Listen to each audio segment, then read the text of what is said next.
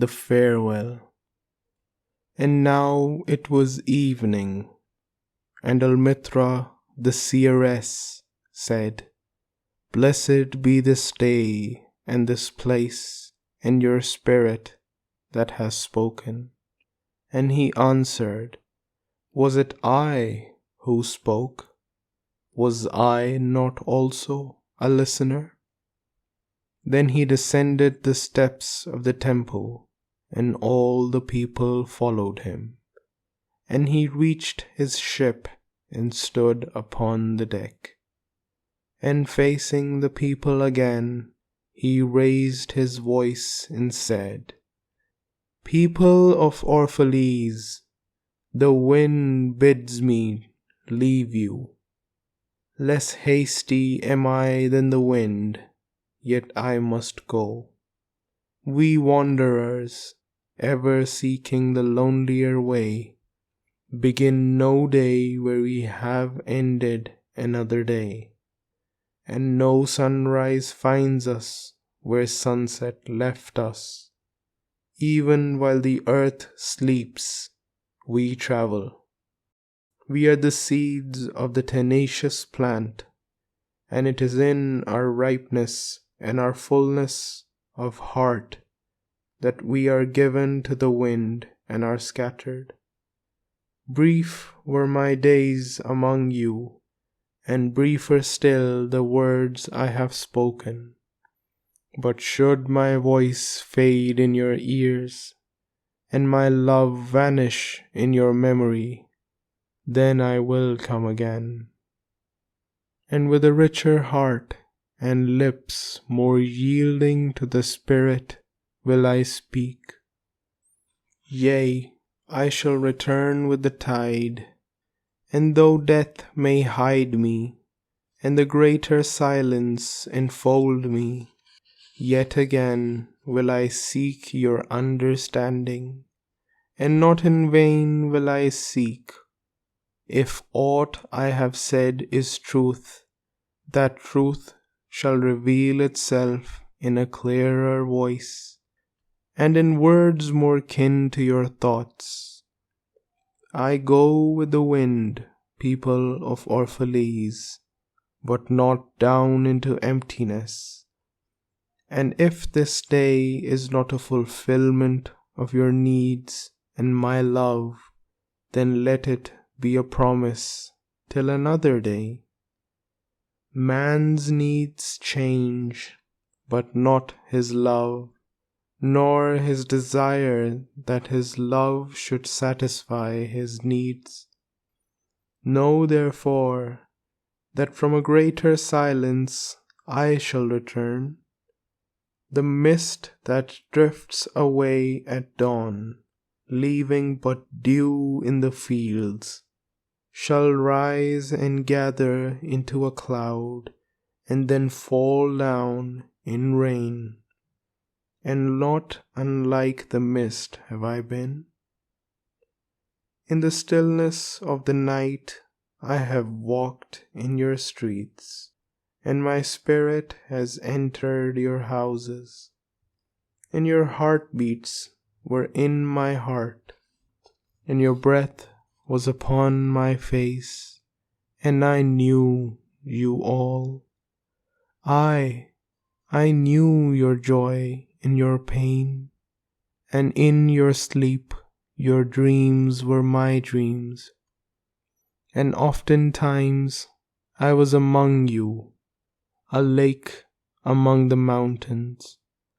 I mirrored the summits in you, and the bending slopes, and even the passing flocks of your thoughts and your desires.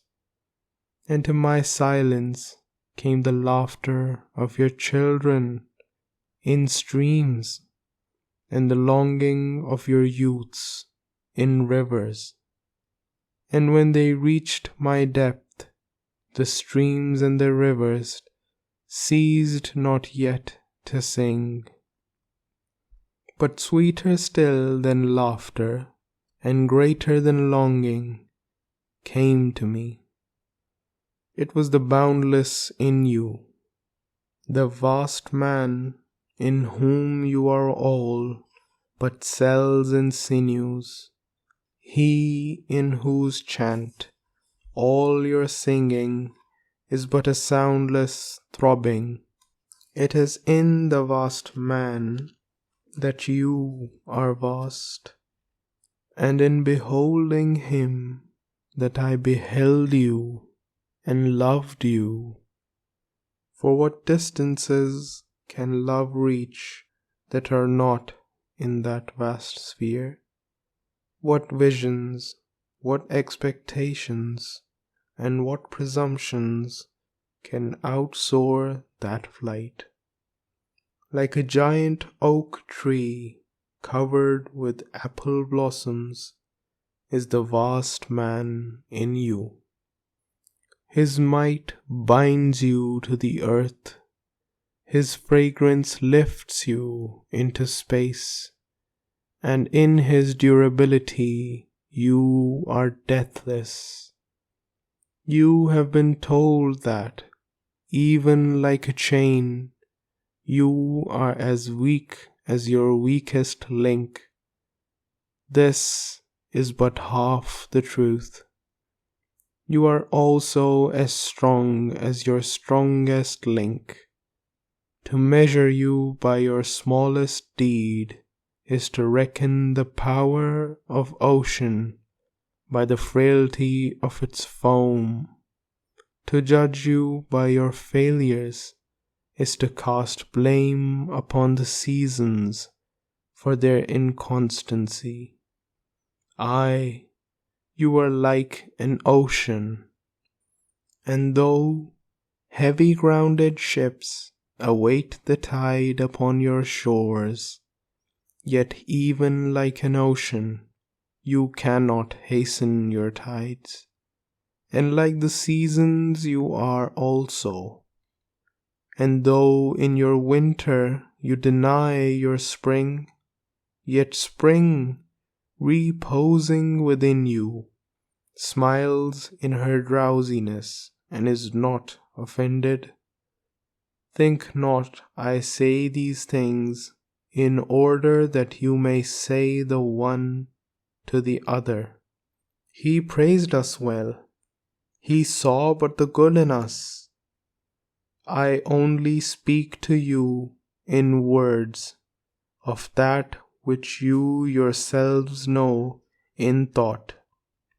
And what is word knowledge but a shadow of wordless knowledge? Your thoughts and my words are waves from a sealed memory that keeps records of our yesterdays, and of the ancient days when the earth knew not us nor herself, and of nights when earth was upwrought with confusion. Wise men have come to you to give you of their wisdom. I came to take of your wisdom, and behold, I have found that which is greater than wisdom. It is a flame spirit in you, ever gathering more of itself, while you, heedless of its expansion, bewail the withering of your days. It is life in quest of life in bodies that fear the grave. There are no graves here. These mountains and plains are a cradle and a stepping stone. Whenever you pass by the field where you have laid your ancestors, look well thereupon, and you shall see yourselves and your children dancing hand in hand. Verily, you often make merry without knowing. Others have come to you, to whom for golden promises made unto you faith you have given, but riches and power and glory. Less than a promise have I given, and yet more generous have you been to me. You have given me my deeper thirsting after life. Surely there is no greater gift to a man than that which turns all his aims into parching lips and all life into a fountain. And in this lies my honor and my reward, that whenever I come to the fountain to drink, I find the living water itself thirsty, and it drinks me while I drink it.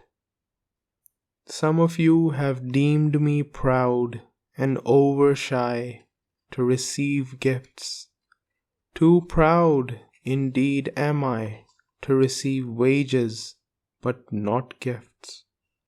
And though I have eaten berries among the hills, when you would have had me sit at your board, and slept in the portico of the temple, when you would gladly have sheltered me, yet it was not your loving mindfulness of my days and my nights that made food sweet to my mouth and girdled my sleep with visions. For this I bless you most. You give much, and know not that you give at all. Verily, the kindness that gazes upon itself in a mirror turns to stone, and a good deed that calls itself by tender names becomes the parent to a curse. And some of you have called me aloof and drunk with my own aloneness. And you have said, "He holds counsel with the trees of the forest, but not with men. He sits alone on hilltops and looks down upon our city." True, it is that I have climbed the hills and walked in remote places. How could I have seen you, save from a great height or a great distance?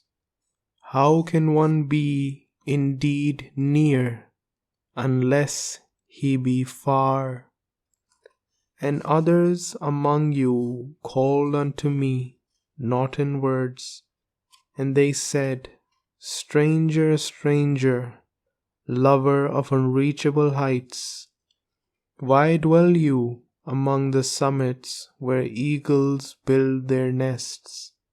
Why seek you the unattainable? What storms would you trap in your net? And what vaporous birds do you hunt in the sky? Come and be one of us. Descend and appease your hunger with our bread, and quench your thirst with our wine."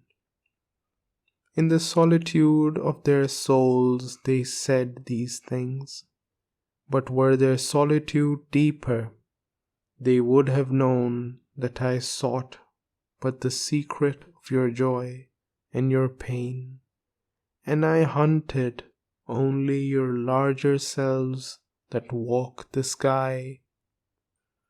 But the hunter was also the hunted, for many of my arrows left my bow only to seek my own breast.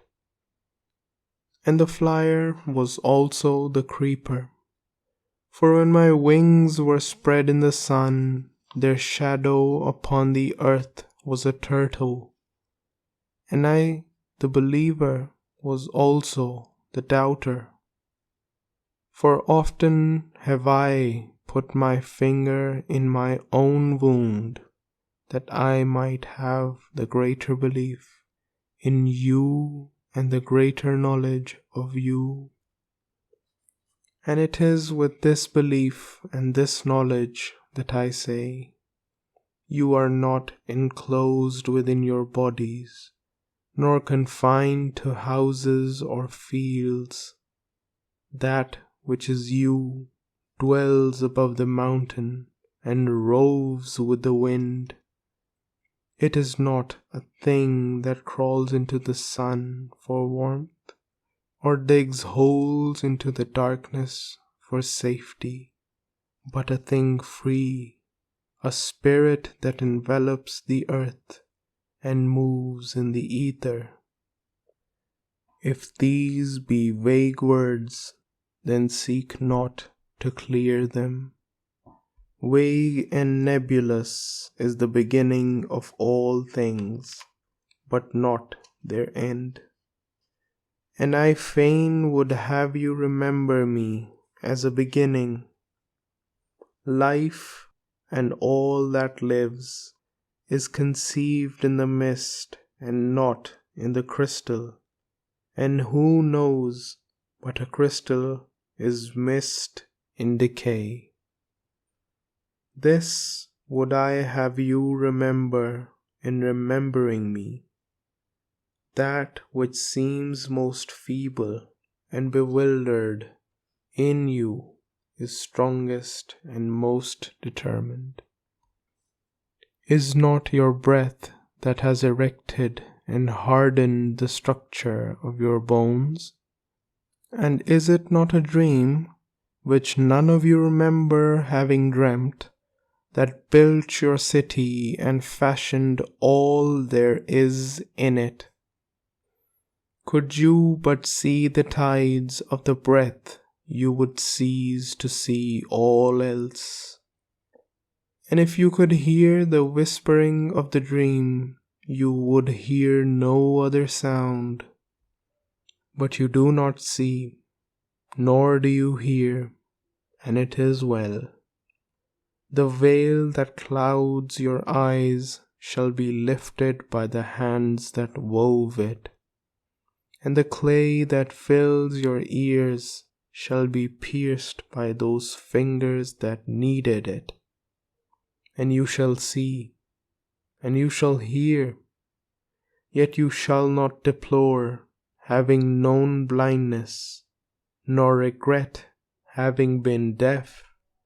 For in that day you shall know the hidden purposes in all things, and you shall bless darkness as you would bless light.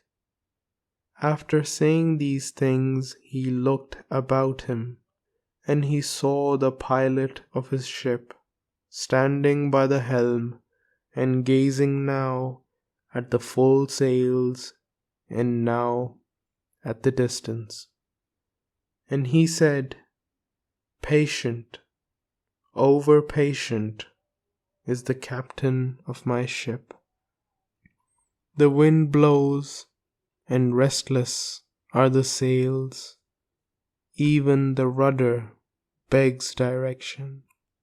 Yet quietly my captain awaits my silence.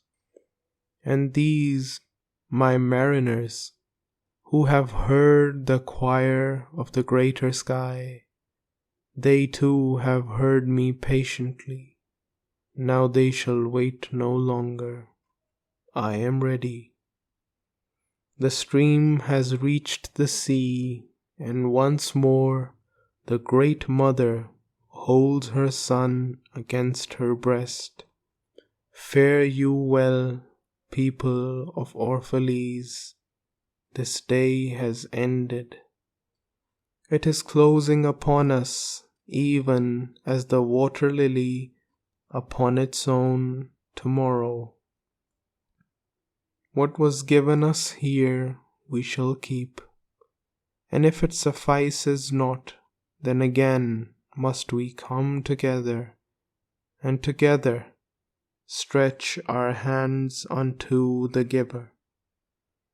Forget not that I shall come back to you. A little while, and my longing shall gather dust and foam for another body. A little while, a moment of rest upon the wind, and another woman shall bear me. Farewell to you and the youth I have spent with you. It was but yesterday we met in a dream.